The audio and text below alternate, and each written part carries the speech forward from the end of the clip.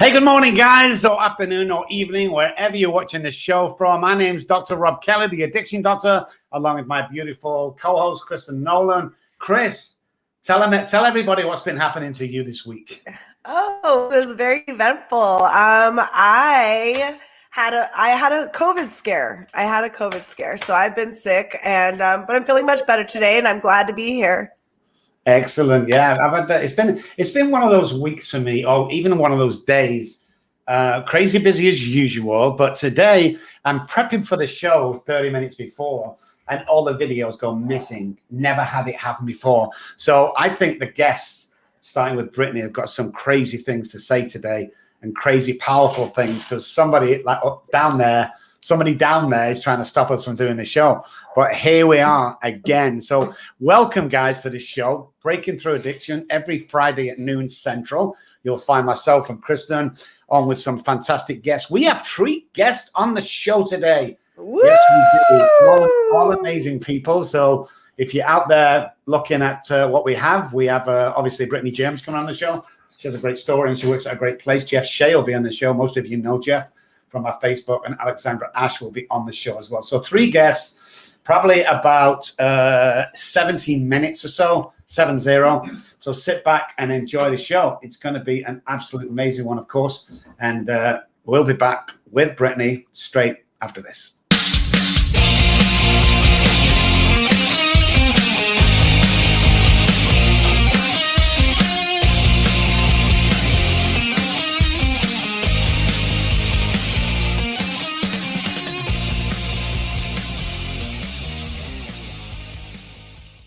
Hey guys, welcome back to the show. My name's Dr. Rob, the Addiction Doctor, along with Kristen Nolan, my co-host. Hello. And a fantastic guest this week is Brittany Germany. Brittany, how are you doing? I'm good. Thank you for having me. How are you guys? We're amazing. It's funny because my co-host before, Kristen, we'd only met once, but me and Kristen have never met. Guys, we've never met in person. No doubt that'll happen one day. Fun fact, yeah. So it's amazing, but I look forward to this with Chris because she's absolutely fantastic at what she does. She has an amazing personality, so the show should be really good. Thank you. It feels like we know each other, though, doesn't it? It does. It does. It comes so naturally. It's like I talk to you like I've known you for 10 years. and what's really funny, guys, right? And what's really funny, guys, is when we were auditioning like 20 or 30 people for this show, but Kristen messaged me direct, and she's like, I'm going to paraphrase, guys. This is my job. I want it. Get rid of everybody else. That's the mentality. And I'm like, I love this girl already. I love the girl already. So, yeah. Firecracker. Yes, you are. Brittany, tell the listeners and the viewers, because it's going out on YouTube and Facebook right now, but it's probably going out on podcast. So tell the viewers and the listeners all about you. Yeah. So my name is Brittany Germany. I'm from Houston, Texas. I 30 years old, I'll be 31 this year. And I struggled with addiction and alcoholism for about 10 years of my life, in and out of a lot of institutions, mental institutions, rehabs, prison, jail, 5-time felon. I was wrote off. I'm going to say, do you say 5-time felon? Yes. 5 times. Look at that beautiful, sweet face. Are you kidding me? Yeah. That's hilarious. That's awesome. Yeah. It's crazy. A lot of people I meet today, they're like, you? And I'm like, yeah, me. I was a little heathen, society wrote me off. My family wrote me off. And I kind of just wrote myself off, I struggled I was an everythinger, if you put it in front of me, I was doing it. And, but my biggest downfall was meth. And once I grabbed a hold of meth, it grabbed a hold of me. And it was just like, there was no turning back, and in that 10-year span of my meth addiction, I just kind of like lost all control of everything, my life, my emotional sanity, my family, everything. And then I was visiting institutions, and I never thought that I would be able to get sober. And so I think the point that I got to where I was like, man, like this is it, was like that point of complete desperation, because there were so many times before where I was like, I'm going to get sober. Right. And then 3 days later, the fog would clear and then I would be back out to the races. But the point that it really got to is like, I was done. I didn't care if I lived or died. And I did. I tried to take my own life. My ex-boyfriend, he found me. And it was just not a good situation, but I got sober quickly after that, you know? Yes. The gift of desperation, right? Yeah. It saves us all, you know? And the thing is we have to allow people to hit that bottom of, and so they get that. It's the gift of desperation is what it really is, you know? Absolutely. Because people don't realize that they have to hit that in order to like, be like, okay, I've had enough, you know? Absolutely. Do you think that you were born an addict, or do you think that it developed? So I don't know if I was born or if it developed in my early childhood. And so I know that I was an alcoholic and addict way before I ever picked up the first drink. And I don't know if that stemmed from my childhood trauma or if it stemmed from me coming out of my mother's womb, because it is a genetic disease, right? And so my mom is an alcoholic, and I would say that alcoholism runs heavily on both sides. And on my mom's side, it's more drugs, meth, crack, whatever we could put our hands on as well. So I would say probably genetically for sure. That's crazy. How are you alive with addiction so strong in the family? You know, so take us back, Brittany, to the very first time that you took a drink or drug. How old was you, and what was the occasion? I think the first time that I ever took a drink was actually with my mom. So my mom and my dad are two very different people. My dad, he drinks, but he's functioning, right? Like he can go to, but my mom was like, woo, let's party, you know? And so I think I was maybe like 13, maybe a little bit younger. And she bought me and my friend the little cooler drinks. Then we were at the lake, and I remember that was the first time I drank, but I drank alcoholically, you know, at 13, which was crazy, you know? And I think that every time after that, I just thought I was like some party girl, but I was really an alcoholic at a young age. Yes, that's how we all think. That's how it starts off, is we're just having fun. We're just a party girl. And then until it progresses into something that we don't have control over anymore. So what it sounds like to me is that your dad is a normie and your mom is an alcoholic. Yeah, I would say my dad is definitely more on the normie side. He does drink, but he can drink functionally, right? And same with like all the people on my dad's side of the family, but they do drink, you know, if that right. makes sense. But yeah, majority of the people on my mom's side of the family, alcoholic, from cousins, grandparents, like uncles, aunts, everyone on my mom's side of the family. Strong bloodline of alcoholics. Did you feel different as a kid? Like, did you feel like you had something wrong with you, or? Yeah, I never felt comfortable in my own skin. You know, I never felt like I fit in anywhere. And I always was like, kind of like the one that like stood out or stuck out, you know? And I struggled with that. My parents, my dad and my stepmom, they're the ones who raised me. They put me into like counseling and therapy at a young age, because I was also dealing with childhood trauma on my mom's side of the family as well, you know, and also going through court cases, right? Because they were trying to win custody over me from my mom. So there was just a lot of things that were like going on with me. I got put into a new school, trying to fit in with new kids. And I didn't feel comfortable with who Brittany Germany was, you know? So tell me that, we're going back to the predisposition, which I've studied neuroplasticity and family and genetics is what I specialize in. So it's a predisposition, obviously hereditary. But tell me where, because I know alcoholics especially and addicts as well, but you know, you can be born alcoholic. I'm not too sure about drugs, but the alcoholic gene is definitely there. But it has to be mixed with trauma. So looking back on your life, where was your trauma? Well, so if you guys don't mind if I get a little bit vulgar. Let's go. Okay. So, yeah, my childhood trauma stemmed on my mom's side of the family. I had a grandpa who I loved and I adored, you know, and you know, they don't teach you stranger danger, but they don't teach you family danger, but they do teach you stranger danger. And so this was the man that like took care of everyone on my mom's family. And I can remember, I think I was about the age of 9 to the age of like 13. He would molest me every other weekend that I'd come over there that I wasn't at my dad's, and my mom, she was always gone, you know? So I would stay with him, and he would molest me all those years. And I just put it in the back of my brain, you know, because I was like, oh, this is normal. This is the man I love.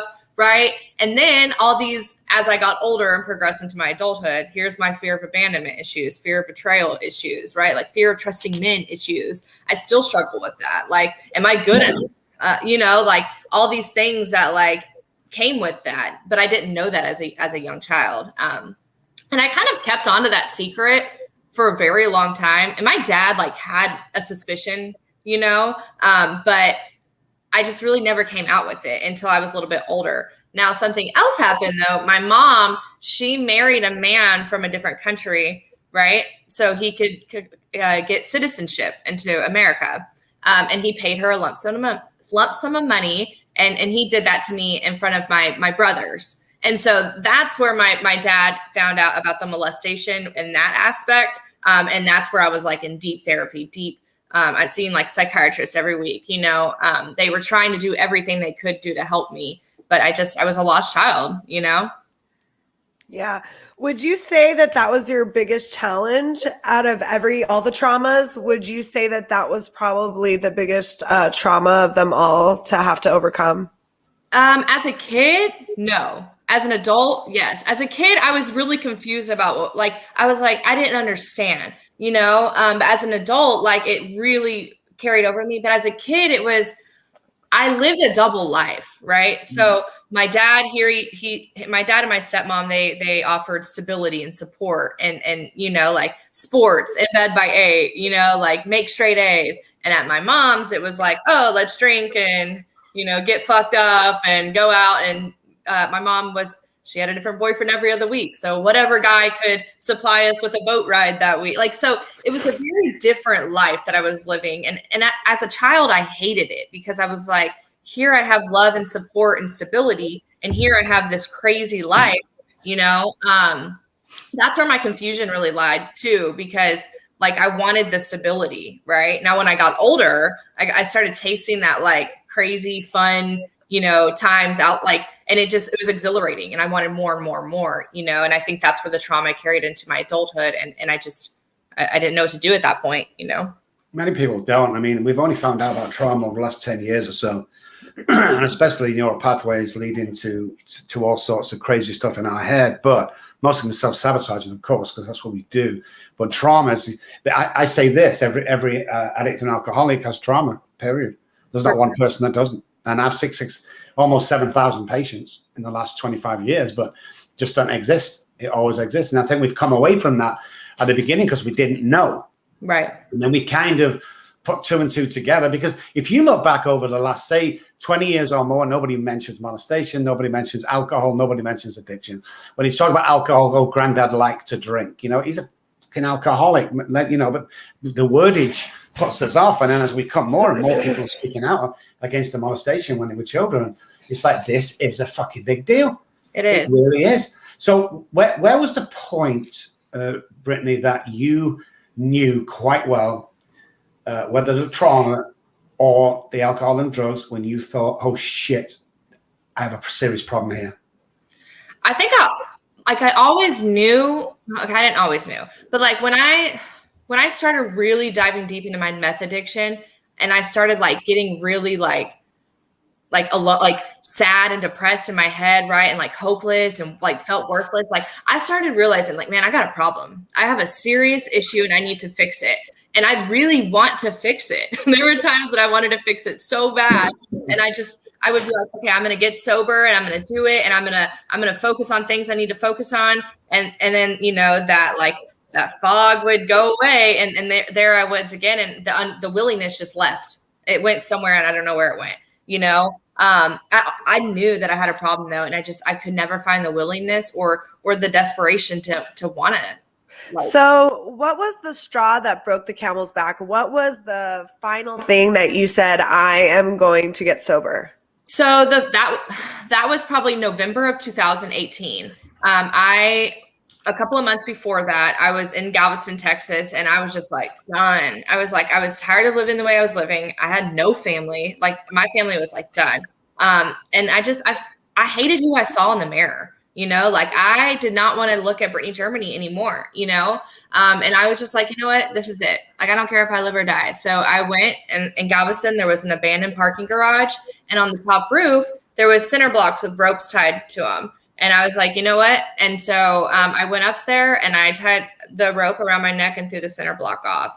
Well, my ex at the time, we like had Life 360 on each other's phone because, you know, like we're crazy. But he came and he found me. And thank God he did. He didn't have a knife, but he said when he found me, I was already blue in the face and he had to burn the rope to like get the block off. And like, I was so mad at him. I was like, why?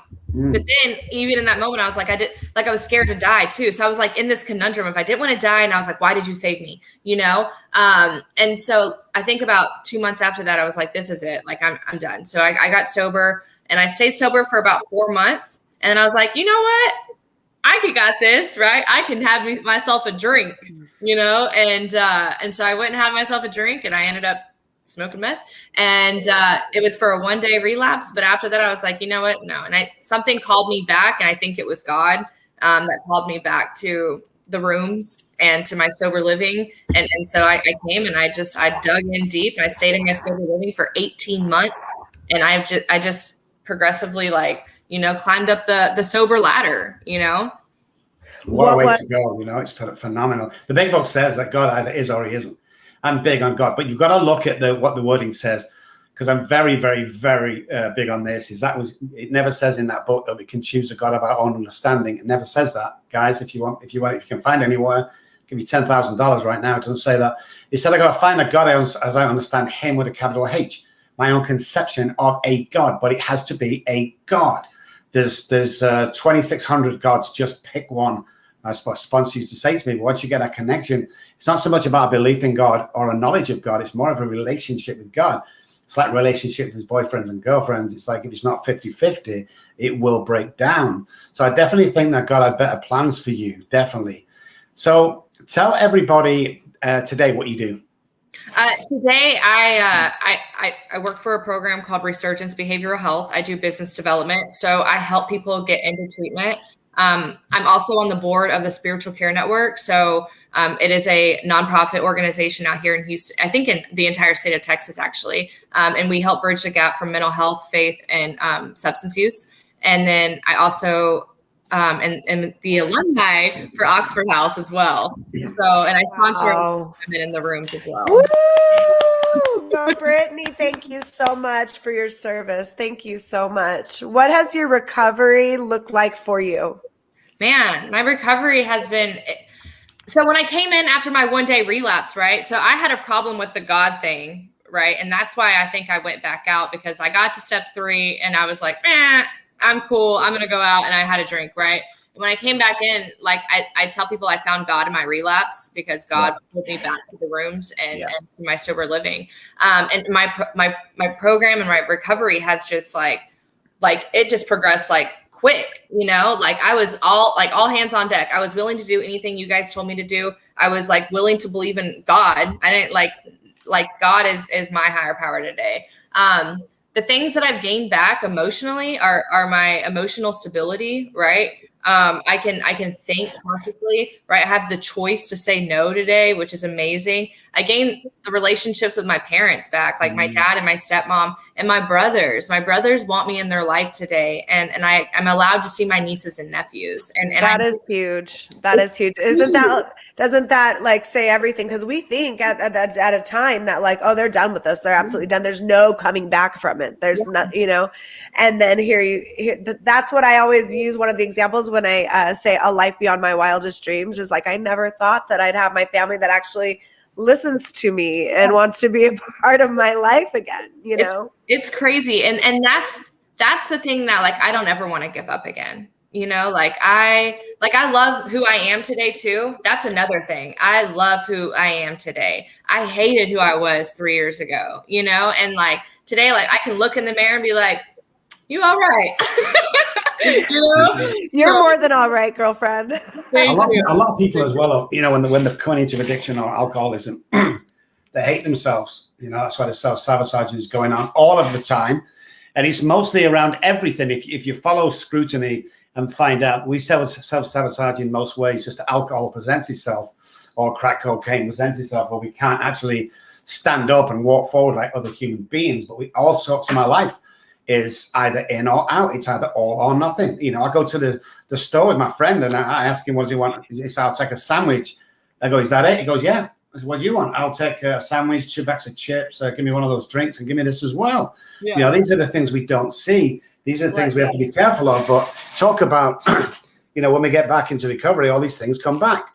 And I'm a prime suspect for that, because the last thing my daughter said to me many, many, many years ago while I was still drinking was, Daddy, please stop drinking, when they took them off me at the house. And she said 3 things. And the last thing says, Daddy, please stop drinking.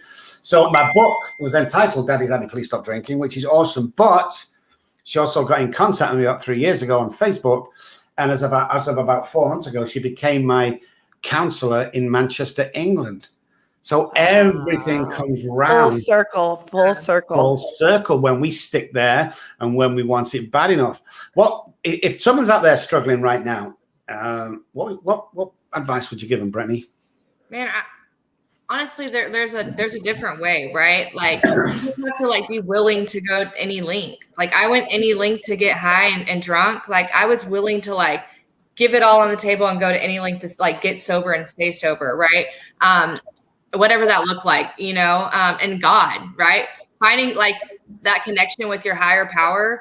And I'm open to multiple pathways for recovery, right? Like a 12-step program may not work for someone, right? But Smart Recovery might, you know? And so like whatever program of recovery looks like that is good for you, find your niche, right? Like whatever it looks like, and build a foundation. If you're a man, build your brotherhood. If you're a woman, build your womanhood, you know, your sisterhood.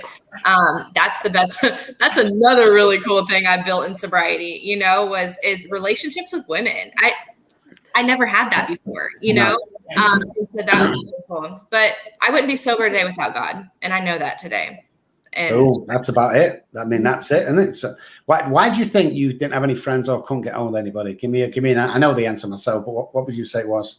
For women, I just, you know, like in my addiction, I just felt like I could never trust anyone, right? Like, especially women, you know, there was only a couple of things they wanted, right? Either my man, my clothes or whatever, right? Like I just trust them.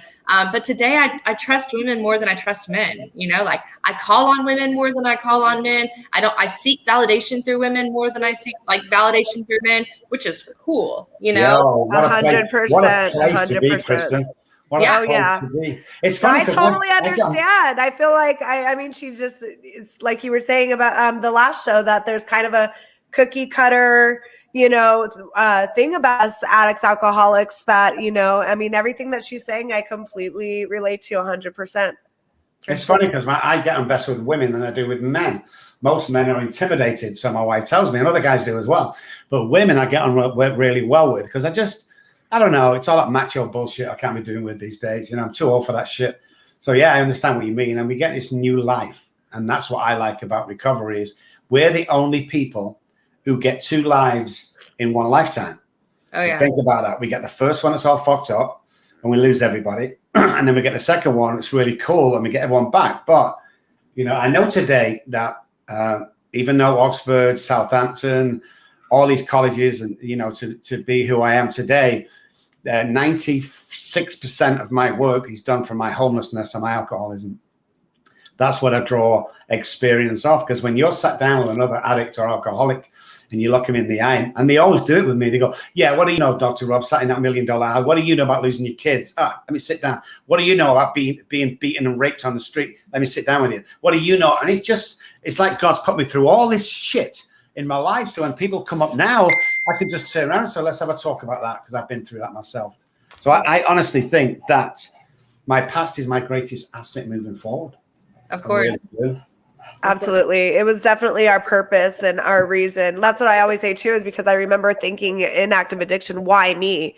Why me? Why can't I just be normal? Why do I have to go through these things? Why do I have to be me? Why can't I just be like her or him or whatever? And then once I come out on the other side, I finally realized why. Yeah. It's Using your past for positive is amazing. You know, I get to get on the same playing field as someone who went through, trauma as a child, that went through the same trauma as me, like with sponsees, they're like, oh, you don't understand. I'm like, oh, but I do. Oh, yeah. Like 100%. I've been there, And isn't that cool when you can do that? Yeah. Because listen, I'll finish on this because we're running out of time, of course. I'll finish on this. And this is what I always tell to everybody. It didn't give because we're empowered. When we go through a program, we recover from alcoholism. There's no cure for alcoholism. There's no cure for the common cold or food poisoning. So we have this daily reprieve he talks about, which I love. But as we go through life, we can work with other people. He didn't give it to the scientists. God didn't give it, to the teachers, the doctors. He gave it to us. We're the only person that can talk another alcoholic round from shooting himself in the head, which I've actually done. They called me to a car where my sponsee was in. They had a gun to his head and the police were surrounding him. He gave us the power. And I feel as if they have today. I walk around like I'm empowered because God's put me in his position. That's amazing. 100%. So, tell us where people can contact you, Brittany, should they want to get in touch with you. Yeah, so my Facebook is Brittany Germany, spelled just like it is on the screen right there. My phone number is 832-387-2804. For anything to talk, if someone you love or you are struggling with addiction or alcoholism, I'm willing to answer any time of the night, any time of the day. Wow. I love That's that. what I'm talking about. That's it, God. Well, listen, I want to thank you before you go and recognize you for who you are. We've done some research on you, obviously, not as enough as Courtney's done on you. But listen, I want to thank you, first of all, for being honest. Yeah. I secondly want to thank you for being who you are today. You are beautiful. You are intelligent. 100%. You're absolutely amazing. But I also want to thank you for the work that you do. Sometimes it can be tireless and sometimes it can be very lonely when you work with other people. So thank you for being on the show. Thank you for who you are, and we love you to bits. Thank you, Brittany, so much. Yeah, of course. Thank you guys for having me. It was awesome. No problems. Thanks a lot. That was amazing. I loved her. Absolutely loved her. Intense. Isn't it funny, though? You look at somebody and you go, what? No. How many felonies? It's crazy. It's just crazy. So, guys, this is the Recovery Channel podcast. When we come back, we've got Jeff Shea on the line. You know Jeff Shea, guys. He's one of our friends. The coolest guy ever. Does some amazing work. He's just an absolutely stand-up guy. So as soon as we come back off this quick break, Jeff Shea will be with us. Stick around, guys.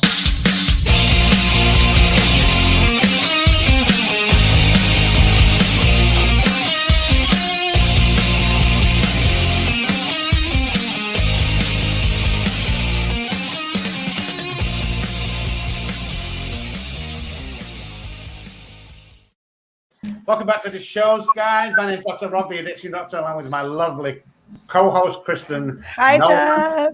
Jeff, how are you, sir? Hey, I'm great. Just blessed to be here, guys. Thank you so much for reaching out and asking me to do this. Thanks for being here. Yes, first choice, always. Always wanted to get you on the show. It's been crazy. So tell the viewers and the listeners exactly who you are and what you do.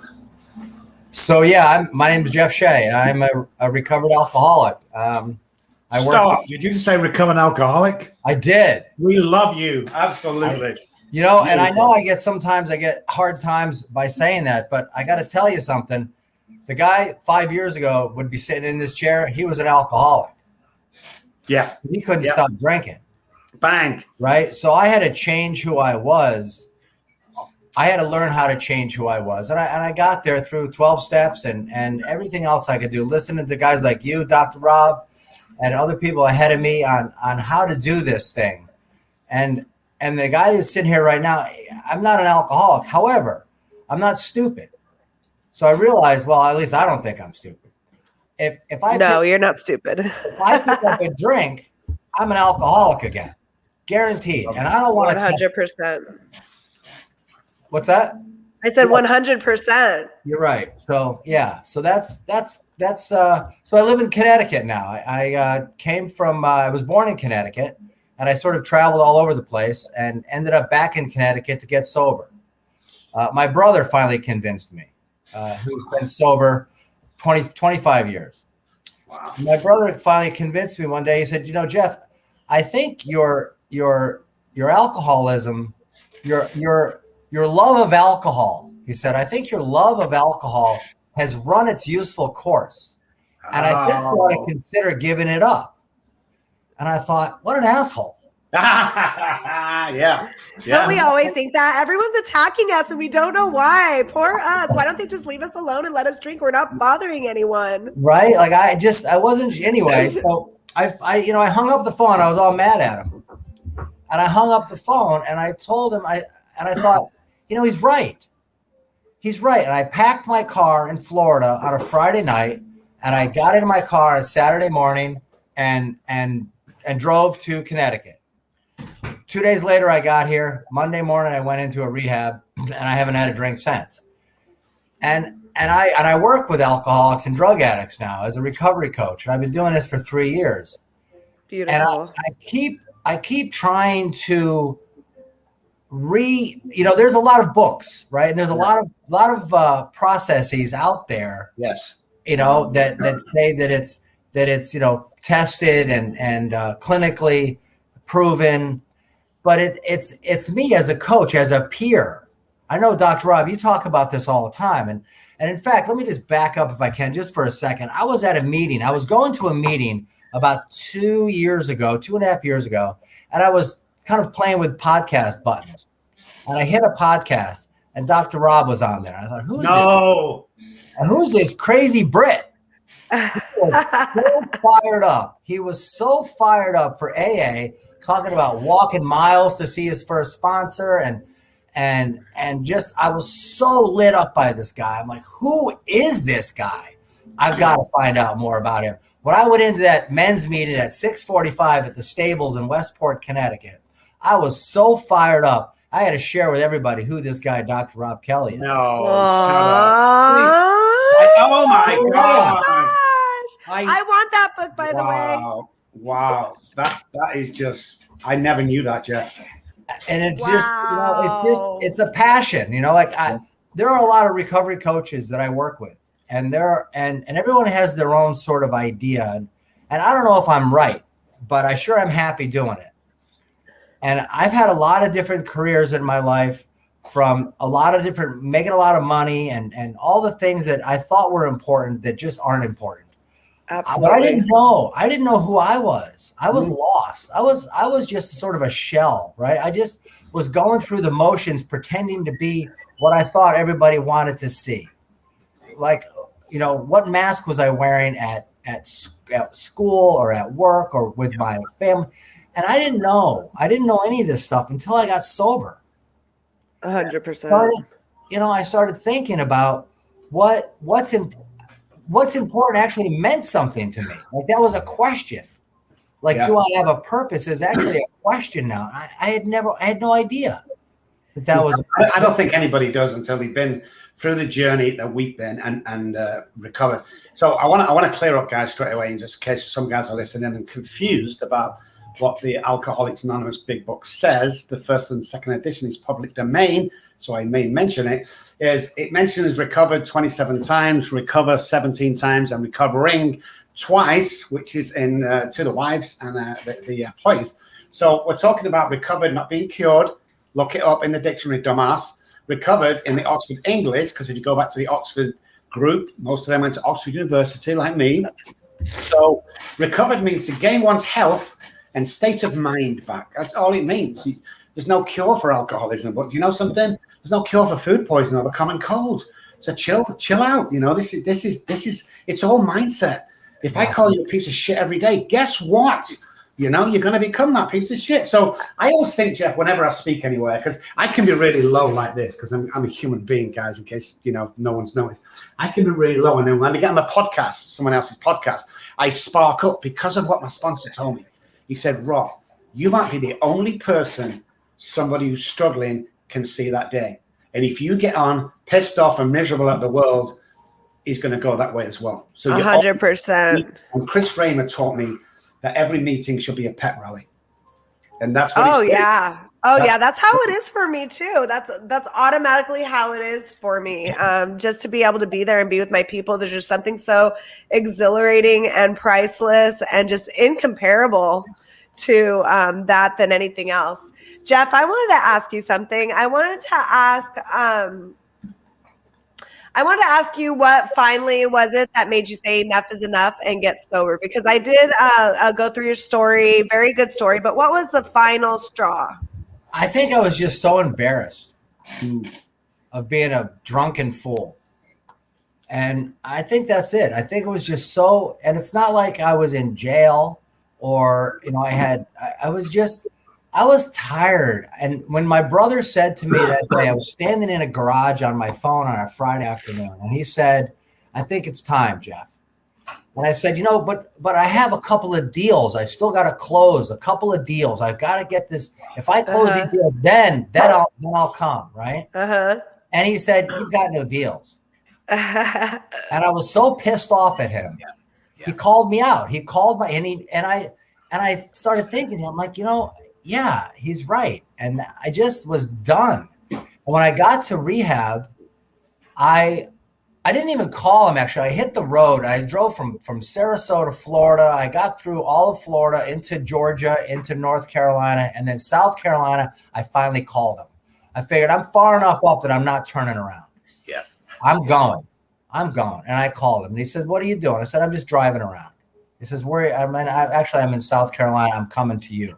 He was so happy to get me. And I think when I got to rehab, I think I surrendered that. And I know I use that word a lot to people that I'm working with. It's needed. But you have to know what it feels like to just say, uncle, I am, take me, do with me as you will. Fix me, because I can't. I can't. Most people think my bottom is living on the streets. It's nothing to do with where you are. We picked up a woman some months ago from a billionaire dad who her lowest, her bottom was in a hotel that cost him like $5,000 a night, drinking $3,000 bottles of champagne, but she was done. You hear things she like really that. Needed help right there and then, and she was done. So I think it takes what it takes. But we've just done it again now. We only employ recovered alcoholics and addicts. That's just the way it goes. Anyone's got a problem with that, report it. Because we've become this amazing people. I've just told a girl before, Brittany, we're the only people, Jeff, that get 2 lives in one lifetime. Yeah. So I'm so blessed. Oh yeah, definitely. I always say that I feel like I have 4 lifetimes. I have the little kid one, the little kid traumatized one, then I have the meth one, then I have the alcoholic one, and then now I have recovery. And it literally does feel like different lifetimes. It's so weird. Hey Jeff. Yeah. Where's your trauma? What was your trauma?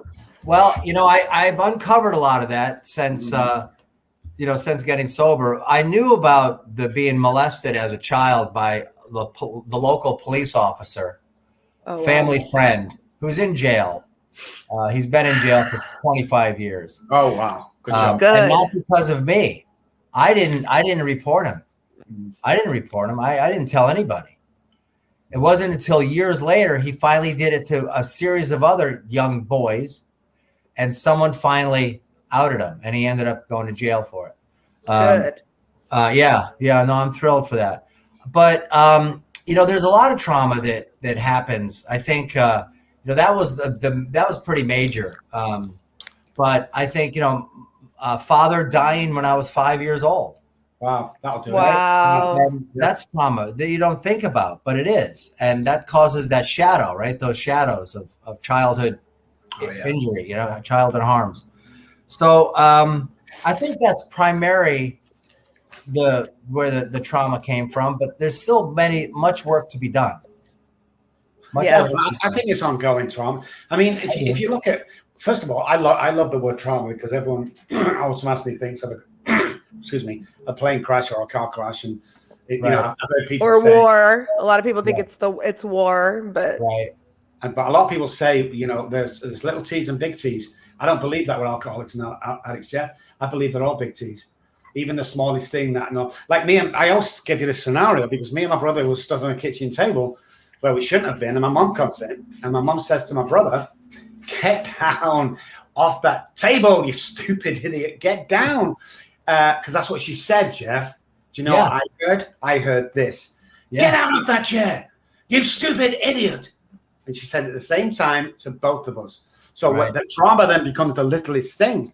Like Absolutely. one of my traumas that I had to go through was I was talking about, and this was going through probably about 4 or 5 years ago in the Meadows. I went to the Meadows for trauma and PTSD.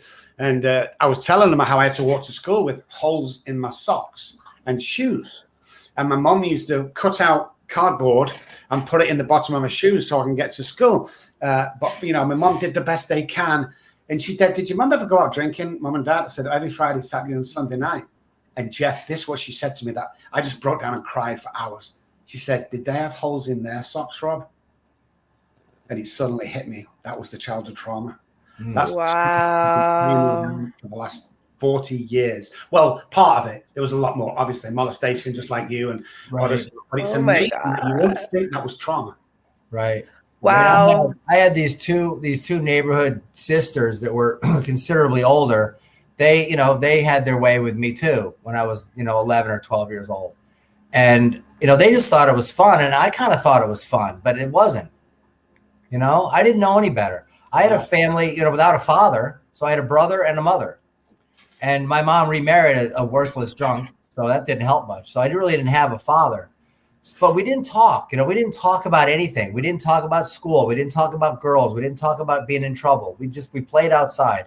Then it comes out, I found out like 3 months ago that my mom, when she was 12 years old, her mom was going to have another baby. So my mom was going to be a big sister. Her mother, my grandmother, gave birth to my uncle and died in childbirth. So my mom's mom died when she was 12, giving birth to her brother. Oh, wow. And that had to affect me in ways that I have no idea about because Right. when she grew up, all of a sudden now she's a mother because her father was, not really around either. So at 12 years old, she's a mom. Wow. And so maybe that's why we never talked about anything. She was abandoned too. Wow. Right. So she did she's the sweetest mother ever. And, did the best she could for my brother and I. And, we got to go skiing. We had everything we needed. We really did, but we didn't have the love. Right. We had the love. We had love. We had all kinds of love. But so now you didn't have like the deep conversation, the deep connection that you yearned and longed for. how do I talk completely- to girls? Right. How do I talk to girls? How do I say I don't want to be on the soccer team? How do I not get in a fight instead of just overreacting? I didn't know how to do any of this. Yeah. Just Just basic things that parents are supposed to teach their children. right. And now I'm supposed to be a father? How? On what? I mean, there's no textbook. I Yeah. honestly think our age group, because they're probably about the same, I'm probably a bit older than you, Jeff, but our parents dropped the ball. Now, whether that was because of the World War II, I don't know. But somewhere along the line, after speaking to thousands of people, you could never say anything to my dad. You could never say, I love you. He never told me that. He never hugged me. He never did anything. If I gave him a birthday present, he'd have to go in the room to open it. That's the way I was taught to raise mine. So when I finally did get clean and sober, I wanted to change and break the chain of our family of raising it up like that because, how do we know? I mean, I went to Oxford University. I remember going the first time we sat down for lunch, there was 5 knives one side and 4 forks the other. And I couldn't figure out for the world why we had more than 1 knife and 1 fork. And ever since that day, Jeff, I felt like an imposter in everything I do. Everything. Till this day, Jeff. Till Oh, this I know. day. Like the jig is up. They're going to find me out. Oh my Oh, God. God, That's yeah. horrible. Yeah. Yep. I remember getting a job at one of the largest banks in the world as an institutional mortgage-backed securities trader. And how I got there, I have no idea. I didn't have the college degree. I didn't, Harvard. I didn't have that. Yeah. And I ended up there. It's a long story, but I ended up at this place. And whenever we would do like a convention and all the other guys are around talking war stories about Dartmouth and Yale and Oxford and Harvard, and I would leave. I would leave the conference because I couldn't Because say you felt incompetent why. or you felt like you felt like I don't belong here. And I then get it. They all were big on sarcasm. Sarcasm was a big thing. And I thought, well, geez, sarcasm, all these smart guys are all this sarcastic. So I became very sarcastic. And I realized sarcasm is hurtful, is hateful, where there's no love in sarcasm. And I realized it's just me trying to inflate some insecurities that I had that I didn't know I had. There's so much. I'm so grateful that I'm an alcoholic. I'm a recovered alcoholic. I'm so grateful I found this, because if I didn't find this program, I'd probably be dead. If I wasn't dead, I would be really miserable. And trying to figure out what else to sell cars or, whatever else job I could find. But what I'm doing now is a career that I couldn't imagine. Of the 150 people that I've helped in the 2.5 years, I still get cards. I get card letters and text messages from wives, because all I work with is men, because that's how they work around here. Men with men, women with women. So all of my clients are male, and I get cards from daughters of the fathers that I've helped, and the mothers and the wives, and thank you so much, and can you come back and work again, because he's drinking again. After a year of working with me, and I don't know, I want to say it's me, but it's whatever it is, whatever the magic is, let's keep the magic going. Let's just keep the magic going and help. Isn't it funny though? You just said, I don't think it's me, but it's like, you have so much power, Jeff. You as a person have so much power. Hell yeah, it was you. When we introduce them to God and we do all this great stuff, but without the stuff you've been through, without your own troubles, you wouldn't have touched that guy. Right. They wouldn't understand where you're coming from. And I spend most of my time trying to tell recovered alcoholics how powerful they really are. And we want to go, oh, well, it's kind of, no, wow, how powerful. Nobody else can do what we do. Nobody. You think his doctor could walk up and sit down with him and go, okay, this is what we're going to do. He give it to us. God give it to us to carry this message. We're empowered. Don't let anybody tell you different. Yeah. Somebody once said to me, hey, Rob, watch your ego. I think I was coming off, I was getting out of a private jet somewhere going on. He texts, watch your ego. And I called him direct. I said, don't you ever say that to me again. This is not ego. This is confidence built up between me and God. Having been knocked down so many times that I was worth a piece of shit on the floor, don't you ever say it's my ego. Because when we're studying the sunlight of the spirit and we've recovered from a hopeless state of mind and body, there's no such thing as ego. I think it's amazing what we do, and I think we should be very proud of what we do. And I know that you're avid over this deal, and that's why I was so excited to get you on. So let's go back again. I'm sorry to keep going back to your childhood. Yeah. But there must have been a point coming up to about between 11 and 16 when you thought this isn't right. The upbringing, the trauma and everything's not right. There's something wrong here, because we believe this is not way to grow up. We believe that, because what else do we know? Well, that's it. That's what we knew. I mean, I think like almost, if I say 95%, obviously it's a made up number, but it shows you that it's an overwhelming majority of men and women that I hear about in Alcoholics Anonymous, that they started drinking at 13. I started drinking at 13, and just like all my other friends, we would have keg parties and we would drink beer, and that's what we did, and then it turned into vodka or tango or whatever else we could do, and then LSD and mushrooms and acid and those kind of drugs, and then I never. The molestation from the police officer was around 14, 13, right in that area. And he used to feed us blackberry brandy. We would drink and smoke cigarettes and shoot guns with a cop, right? This is fun stuff for a kid with no father. Here's a police officer with guns and fun stuff and brandy, and we could do all this great fun stuff. And, so I get it. I don't know that it felt wrong. Like it's how weird is that? Being molested by a man. Yeah. Like it didn't feel right, but I can't fix it. I can't stop it. I can't report it. I just live with it until I didn't. Right? It ended. It stopped. I think he found a new crew. He found a new crop of younger kids that aren't going to rat him out. I got a driver's license. I probably left. I probably wasn't hanging around the camp anymore. And he found a new crew that was easy. So all that trauma it's there. But alcoholism for me started so young but I guess like a lot of guys, I maintained so well for so long. You know, I did a lot of fun stuff. Alcohol worked. You know, alcohol reduced it removed those barriers where I could ask the pretty girl out on a date that I never would have said a word to if I hadn't had taken the edge off with a little nip. And then I could, go say hi to the pretty girl and ask her on a date. I got married. I mean, I met my wife because I was drunk. Yeah. And I'm not happy with her anymore. No.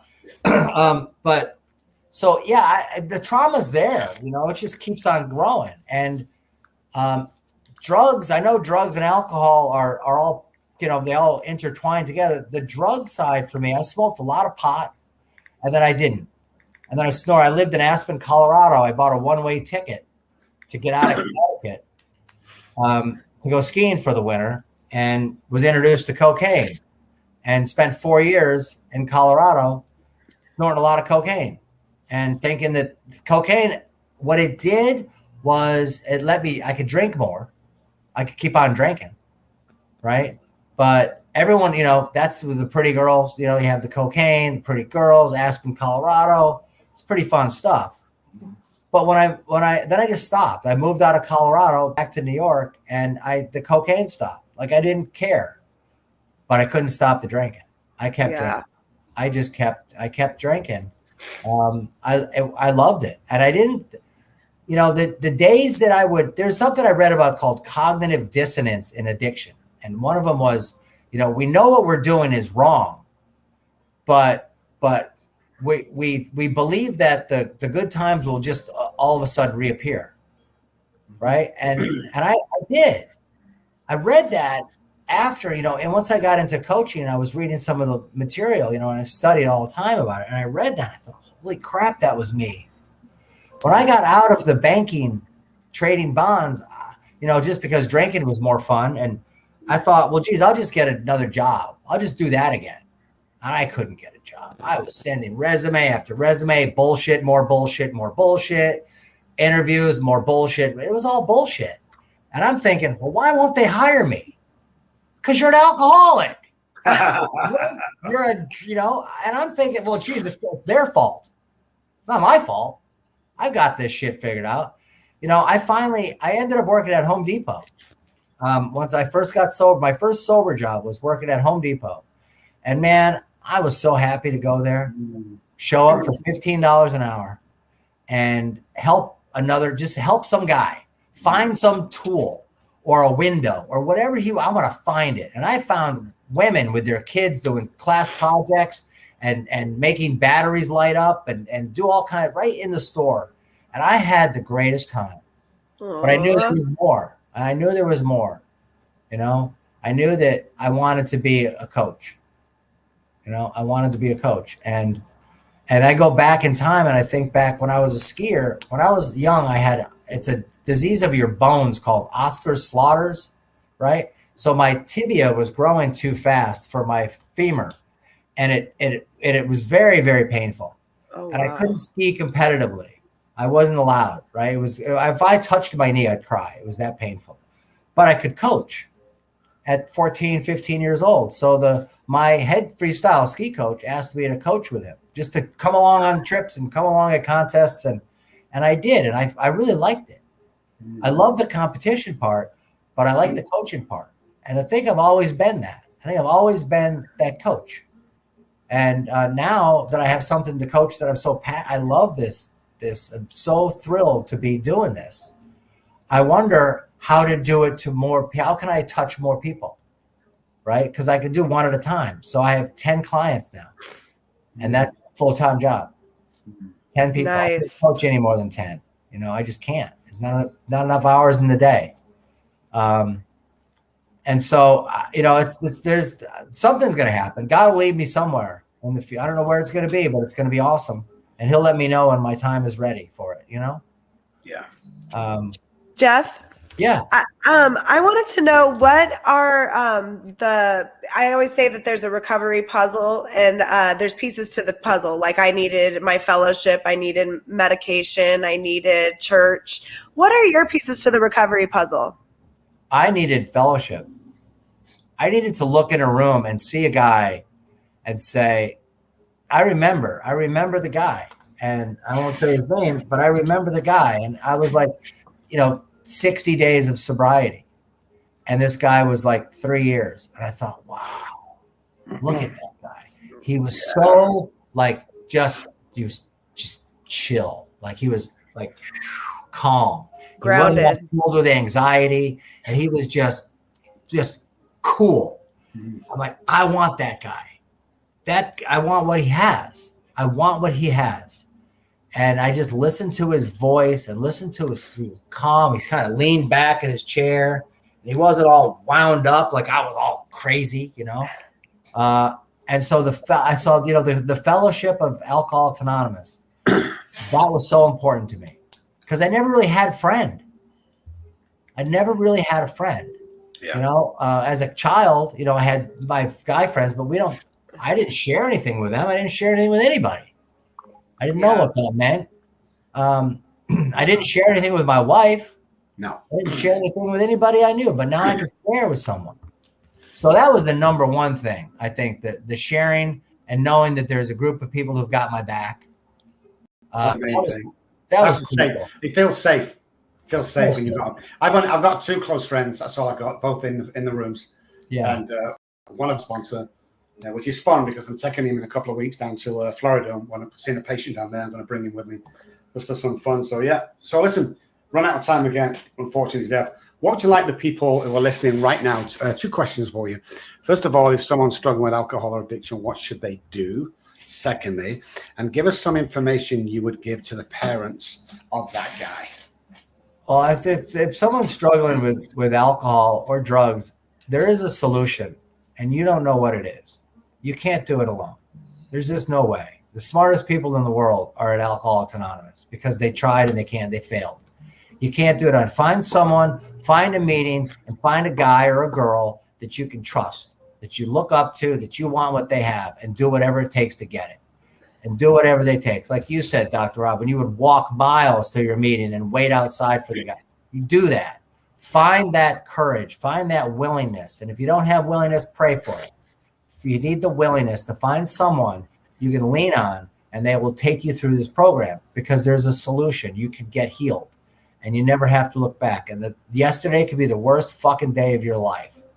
So set the shovel down and stop digging and call someone. Because there's help. If you want to call me, I get calls day and night.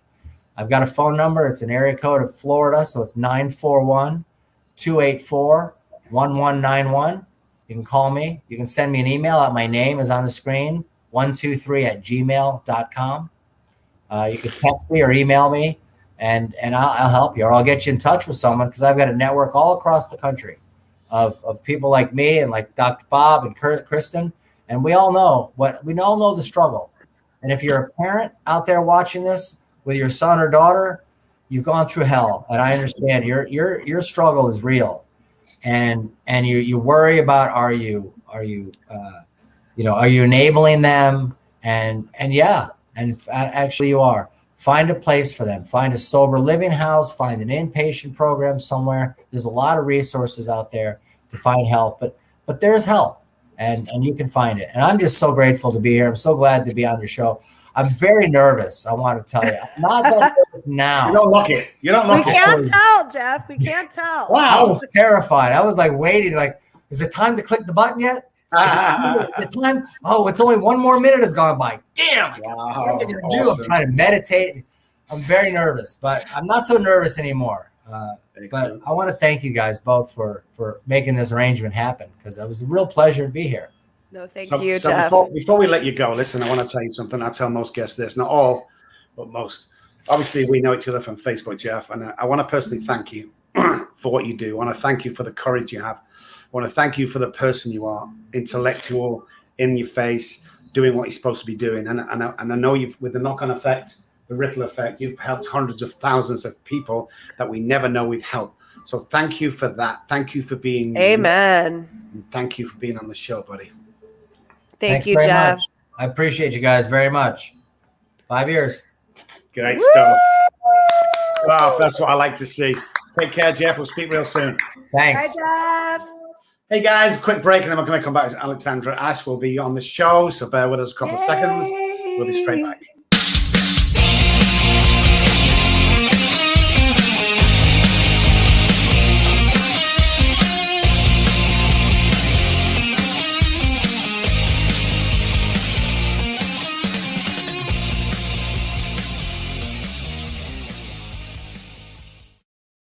Welcome back to the show, guys. I swear I took a small mouthful between the breaks and I've just got caught offhand. This is Dr. Rob, the Addiction Doctor, and this is Breaking Through Addiction, along with Kristen Nolan, my co-host, and Hi. Alexandra Ash is on the show. Alexandra, how you doing? Hi, how are you guys? I'm so happy to be here.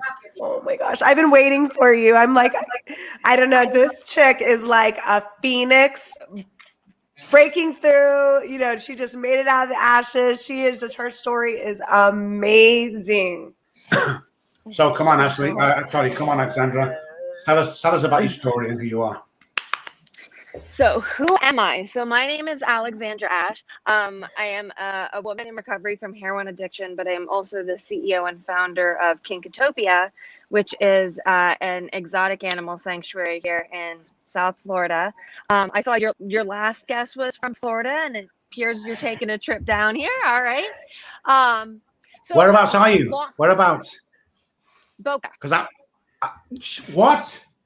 Boca Are you- Raton. That's where we go every 4 weeks. We come to Boca Raton. We stay in the resort, or we stay in the Oh well, we're meeting. We're meeting in about 4 weeks' time. I'm gonna take him out for breakfast or something. Awesome. You should Oh, go I would to her love sanctuary. Look at I that would sanctuary she love has. that. Oh yes, this is, and it's nocturnal, so everyone is asleep right now. But I would love to meet up. But who am I? I'm 34 years old. I'm originally from Pennsylvania. I came down here in 2012 to get sober. I went into a long-term treatment program. I had 3.5 years sober, and I relapsed. I had another animal organization that I built, and I put all of that in front of my sobriety, and I relapsed, and it was the most devastating. I mean, I had relapsed before, but it was the rock bottom. God willing, it was the rock bottom for me. And here I am 4.5 years later, and Kinkatopia is my redemption. And I've learned to put self-care before that, because if I'm not helping myself first, then I can't help anyone else. So Kinkatopia has evolved into, it's not only my lifeblood and my redemption. We were able to get this magnificent social media following, and I went public about being sober. And so it's also now doubled as like all wellness, all inclusive, just this beautiful community where I can openly speak about my recovery and further normalize it and meet all sorts of cool people like yourself. So I guess that's the Reader's Digest version. So beautiful. Alexandra, oh gosh, I just love your story. Sorry. You described that you relapsed, but it was on March 10th, 2017, right? Can you tell us how you were discovered? For my relapse? Mm-hmm. So I had gone out. I actually started using in Denmark. I always had this reservation in my head, right, that if I went overseas, I could party, like no one was going to know that I was going to be sober. So I went overseas at 3.5 years sober. And I started using over there. I came home to Florida and I was abstinent for about a month. And then I went out full force for 5 months down here using the heroin. And hopefully this isn't too graphic, but you're welcome to stop me. But I was literally sitting in my vehicle with a needle in my arm, and a cop knocked on the window. And it was one of those moments where I looked at him and I felt like I was getting very, very far away and everything was in slow motion. And I got arrested, and I'd been arrested before. But this was the first time that I was in handcuffs and I went to jail for a night, the longest 21 hours of my life. Like when I tell the story, the long version, people are like, oh my gosh, how long were you there? And I'm like, 21 hours. But it was not a day goes by that I don't think about that. Yeah. You know, I came out, I went into treatment, and I just started throwing myself into the tools. And, you know, I'd been to treatment. This was my 5th time in treatment, you know, so I started using the tools that I was given beforehand. I went back to what worked, you know, and I found my higher power. It was extremely humbling. I mean, I literally had to give up my car, declare bankruptcy. I had to give up my old animal organization. Unfortunately, I lost a lot of my animals during that time. I mean, it was very public. It was an evening news story. So I was getting everything from death threats to my family had to do a lot of damage control. But I started putting the building blocks together, and it's been a long journey, but very humbling. Very, very. That's Are you happy today?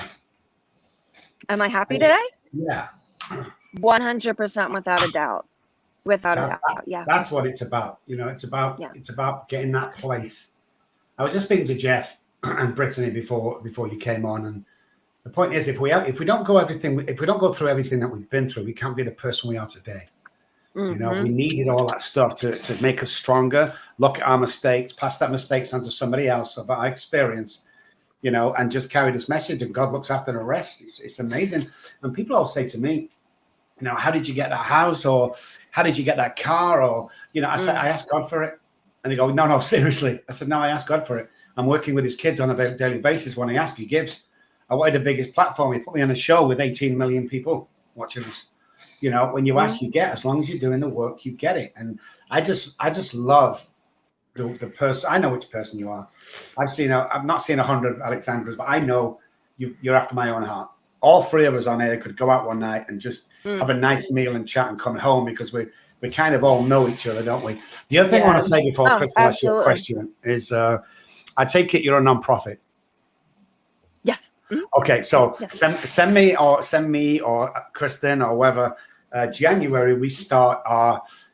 We have a lot of money set aside, and we give to organizations and charities that we think are worthy, as well as just normal people on the street that are in recovery. So send us a message. We want to donate to your place heavily. I think you're doing amazing. Aw, that's so beautiful. Oh, that's awesome. I had no idea. Thank you so much. Thank you. Yay. That means the world. It really does. This place. And I mean, as you can we'll do like a little sweep, but I mean, please. this literally, there was no, this wasn't here. This was literally by the grace of God and people believing in me and having it funded. We have indoor spacing too, but we have completely remodeled our home to do this. So I do work a day job in addition to this, because people are saying, oh my God, what is your job? Wow. I use my my college degree, which I never thought that I could get, but I'm a manager for a financial publication company in their editorial department. And the goal right now is to get funded by Kinkatopia, completely focus on this and open what I believe is the US's first completely nocturnal sanctuary. So that's the goal right now. Wow. But yeah, and it just, it's surreal. You know, when I got sober, and like I said, I lost my other organization. I took a year away from, a year off of social media, a year away from the animal community. The animal community was they're very unforgiving with things that they fear, you know, and unfortunately my relapse, like I said, was public, but it affected the lives around me, human and animals. And it was very hard to come back from.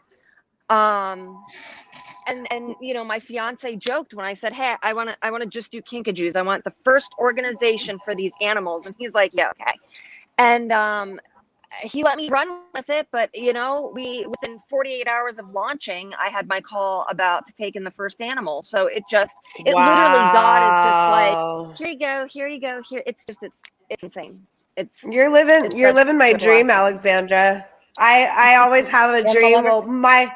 And my vision was to have a sober living home and also like an animal rescue as well. So it's like we're rescuing the humans and and they're rescuing the animals, and Yeah. animals are very therapeutic. So that would be like their therapy. It would just be a really beautiful. That's like my dream.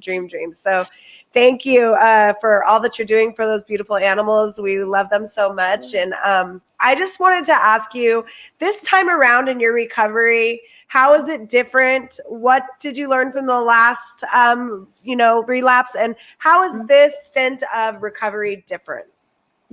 Sure. No, that's an awesome question.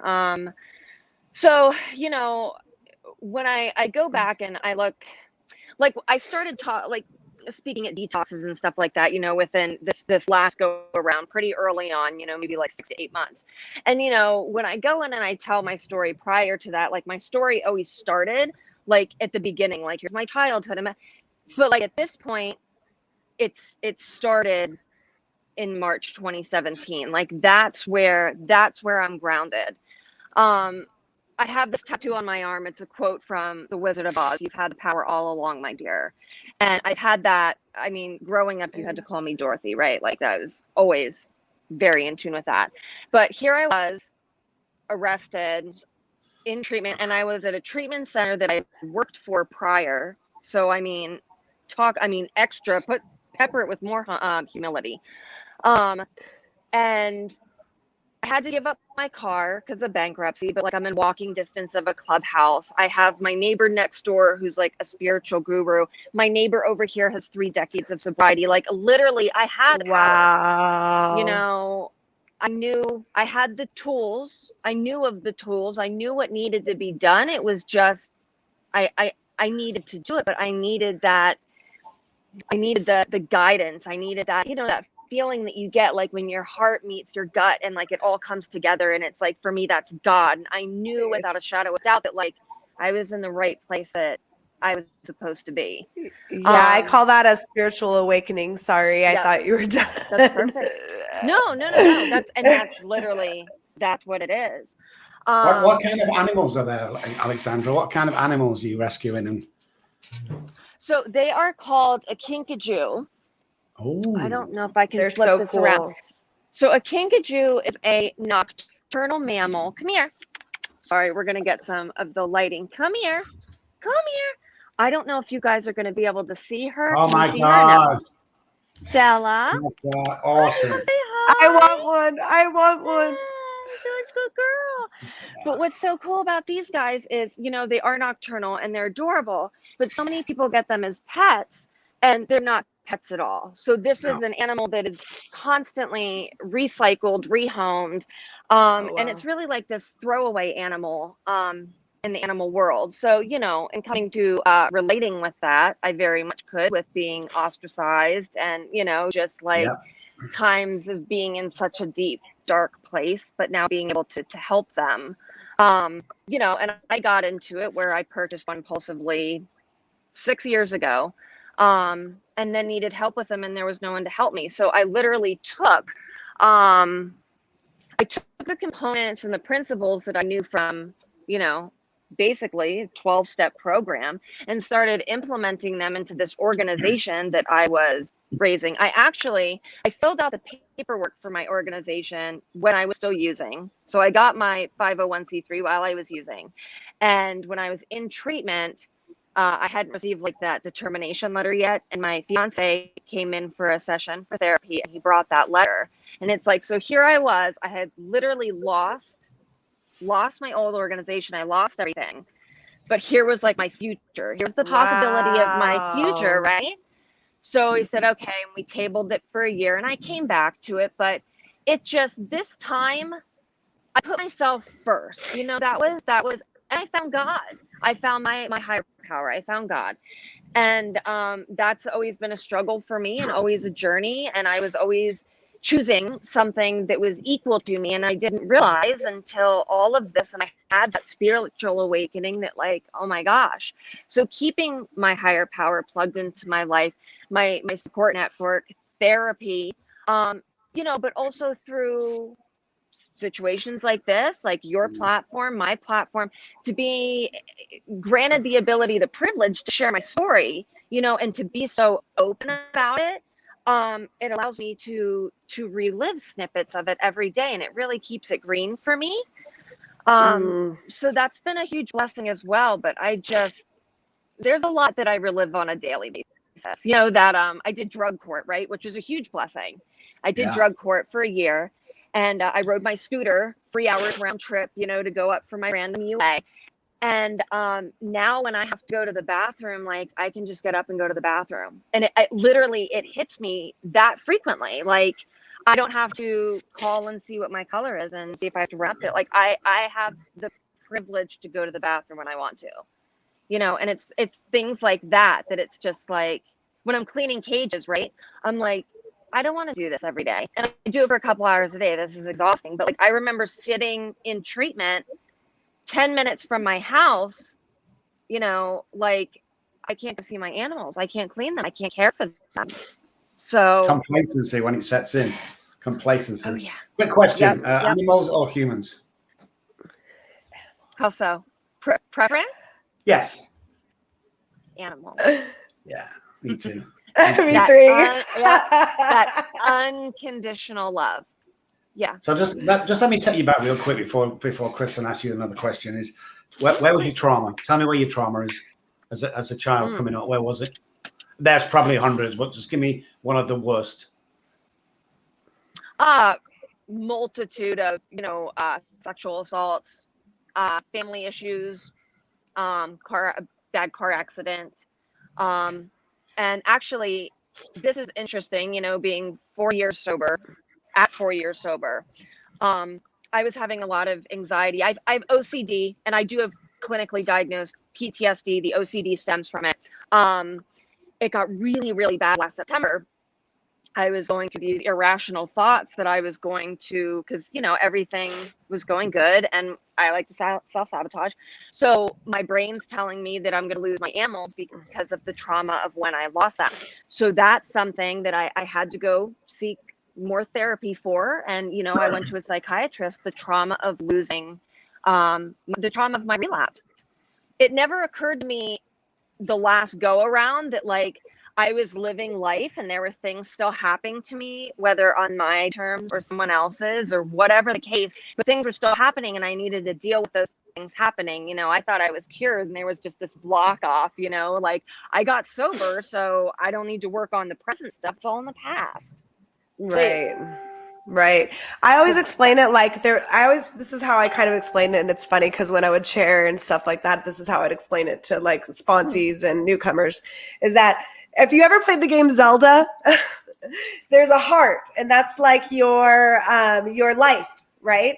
And every time you get whacked, the heart goes down. Right. Yep. It's like your life's running out. And it's kind of like that with recovery too. It's like, you know, you keep your recovery heart filled with fellowship, with speaking to newcomers, with being of service, with meetings, with whatever you need. Keep your heart filled. Every time you don't go to that meeting or every time you do your own will and you don't treat your recovery, it goes down. It goes down. Love that. And then pretty soon, you know, your recovery heart is empty, you know, and you just have to keep it filled all the time. I just did want to ask you one more question. And that was, you were speaking of principles just a few minutes ago. And I wanted to know, what are your key principles that you live by on a daily basis? Like, what are your biggest principles for your life? I mean, maybe cliche, but patience, love, and tolerance. I say that routinely. I mean, I have the ability now where I'm not just communicating with people who are in recovery all the time. I'm communicating with people on a professional level, you know, in a corporate office, and then, you know, through my organization, which, you know, I'm laying the groundwork for how I hope that people are going to carry themselves on my platform as well. You know, so patience, love, tolerance, be kind, you know, spread that love to everyone. And then for myself, self-care, you know, 100%. If I'm not, and I'm terrible at this because I can talk about it till I'm blue in the face. But I'm like the last person to take care of myself, even though I know that I need Me to, too. you know? So I have people that Me remind me. three. Yeah. Yep. Well, great advice. You should do. All my patients are amazing. And you go, I always get them to wear an elastic band on the non-dominant hand. And the reason for that is if they get into trouble or they get into any relapse form through behavior, they snap the elastic band, which resets the central nervous system and jolts the neural pathways. And somebody called me out of this. So, where's your elastic band, Dr. Rob? And I went, oh, I don't wear one. It's like, so I started to wear one just for them. You know, have to do what we're teaching. It's like, it's They caught crazy. you. It's so hard. Alexandra, it was just amazing to have you on the show. We've run out of time, unfortunately, but I want to say a couple of things before you go. Just like Jeff that was on, amazing work, Alexandra. Thank you so much for what you do. We're definitely gonna be looking at your Kinkatopia.org for giving Come next visit. year. For the group. I would love to. Yeah, we will. Oh, listen, I literally land in Boca Raton every 4 weeks for a week while I work with 2 patients there. So, we're coming. We'll just turn up somewhere so we'll surprise you one day. But you might have to have me like forcibly removed. Right? Because I love the animals so much. Yeah. Awesome. My one girl's really good with boundaries, so we're good. That's Good. Look, trash can, don't worry. Excellent. All right, Alexandra, good to see you. Take care of yourself, and we'll see you real soon. Thank you so All much, right. Alexandra. You're an inspiration, girl. Mwah. That was awesome. Thanks, guys, for watching. There's been a few people watching today. Want to thank our guest today, which was Brittany Germany, who was on first. She was amazing. Then, of course, Jeff Shea is always amazing. He also runs a 12-step group. Follow him on Facebook, guys. Follow him on Facebook. And then, of course, you've got Alexandra's Kinkatopia.org. It's at the bottom of the screen. Just visit them, donate if you can, doing some great work. And this is what it's all about. This is what life's all about, is giving back whenever we can. Kristen, what do you reckon? I agree 100%. Such a beautiful thing. And I just feel blessed to be here and to be able to talk to these beautiful people. Isn't it amazing? We're just amazing. We get to do this stuff today. You know, blessed. So, guys, don't forget every Friday. Oh, by the way, we just broke a world record for Rob Kelly Recovery Group, Breaking Through Addiction, and any podcast that I've been on. We broke the record of 1 hour and 21 minutes. And it's also 1:21. The time is 1:21 as well. So, yeah, so there's something there to be said. So anyway, I want to thank everybody, guys. Don't forget, every Wednesday, me and Kristen will be back every Wednesday about noon. It may change now and again because of our schedules, but we'll try and do noon every single week Central. Got some amazing guests coming on. Stay tuned. And remember, guys, empowered people empower people. Bye, guys. Bye. Thank you.